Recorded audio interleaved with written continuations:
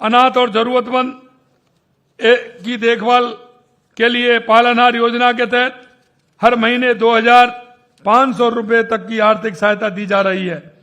विमुक्तु घुमंतु अर्ध घुमंतु समुदाय के कल्याण के लिए दादू दयाल घुमंतु सशक्तिकरण योजना के माध्यम से 60 करोड़ रुपए खर्च किए गए हैं। और पिछली बार आपने देखा होगा, हमने जिनके पास रहने के लिए कुछ नहीं था उनको 23,000 पट्टे देने का काम भी हमारी सरकार ने किया है, जिससे वो रह सके, उनका मकान बन सके। बीपीएल और गरीब लोगों के लिए ये भी किया है। इसमें एक प्रावधान हमने आज से भी हम करना चाहते हैं।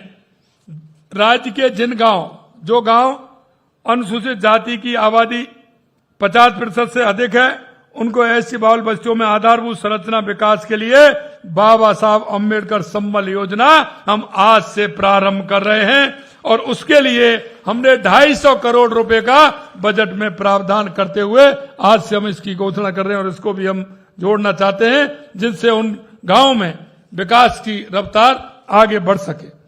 मेरे भाई और बहनों, आने वाली पीढ़ी को इस महापुरुष के आदर्शों से सीखकर जीवन जीने का संकल्प करना चाहिए। हम चाहते हैं कि ज्यादा से ज्यादा लोग बाबा साहब को जाने समझें। इसके लिए आज डॉक्टर भीमराव अम्बेडकर विधि विश्वविद्यालय जयपुर के तहत Ambedkar institute of constitutional studies एवं रिसर्च की शुरुआत की गई है। इससे संवैधानिक मूल्यों की दृष्टि से युवाओं की क्षमता निर्माण में मदद मिलेगी। पिछले वर्ष में बजट में घोषित नशा मुक्ति केंद्रों का भी आज हमने संचालन प्रारंभ किया जा रहा है। साथ ही आज SC ST वर्ग के उद्यमियों को औद्योगिक भूखंड के पट्टों का वितरण भी किया गया है। मैं आप सभी को सफलता के लिए शुभकामनाएं देता हूं। आज दुर्लभ बीमारियों से पीड़ित बच्चों के लिए आयुष्मान बाल संबल योजना की स्वीकृति भी जारी की जा रही है।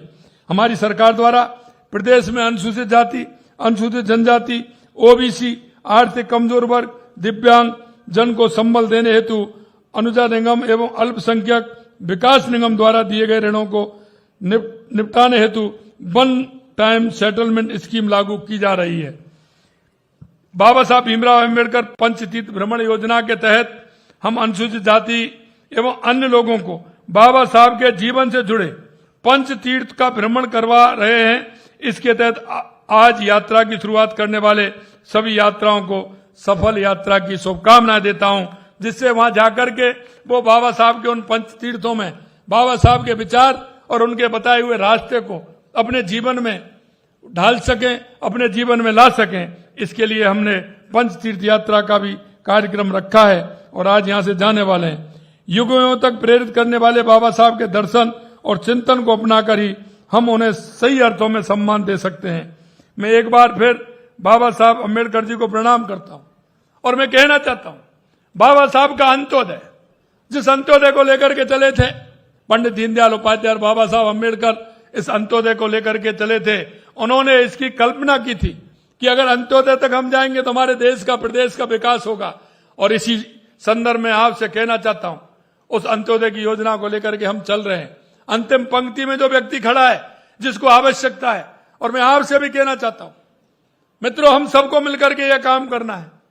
हमारे गांव में, हमारी ढाणी में, हमारे मोहल्ले में, हमारे अपार्टमेंट में कहीं भी कोई ऐसा व्यक्ति जिसको केंद्र और राज्य सरकार की उन स्कीमों की आवश्यकता है, हम सब भी इस देश प्रदेश के नागरिक होने के नाते हम सबका दायित्व बनता है कि ऐसे लोगों को आगे लेकर के आए।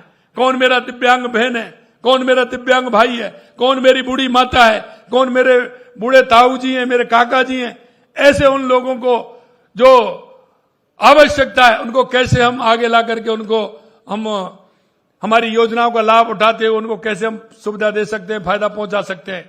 और एक मैं और कहना चाहता हूं, क्योंकि हमारा युवा, अगर हम युवा को दिशा नहीं देंगे, देश के यशस्वी प्रधानमंत्री नरेंद्र मोदी जी ने कहा है कि आज हमारी 4 जाति है, युवा, महिला, किसान, मजदूर, इनको लेकर के हमें चलना चाहिए।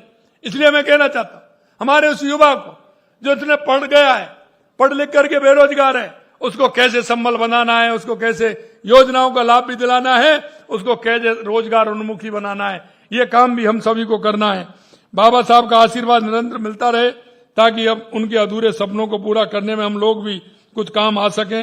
उनका आशीर्वाद सदा समाज के आखिरी छोर पर बैठे इंसान को अग्रिम पंक्ति में लाने का है, इसलिए उन सबको लेकर के आए और इसीलिए गरीब कल्याण की योजना है, हम उन सबको लेकर के आए हैं। और अगर आप देखेंगे तो हमने जो 5000 गांव की स्कीम बनाई है, इसमें वो सभी लोग होंगे जिनको आवश्यकता है। अंत में मैं इतना ही कहना चाहता हूं, हम सभी का दायित्व बनता है कि हम बाबा साहब के जीवन से प्रेरणा लें।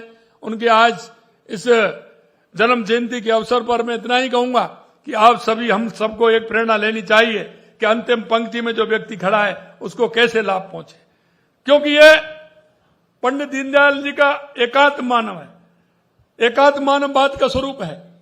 बाबा साहब का एकात्म मानववाद का स्वरूप है। क्या हमारी उंगली में अगर दर्द होगा तो क्या हमारे शरीर में दर्द नहीं होगा? इसलिए वो अंतिम पंक्ति में जो व्यक्ति खड़ा है, जिसको आवश्यकता है, उसको आगे कैसे ला सकते हैं।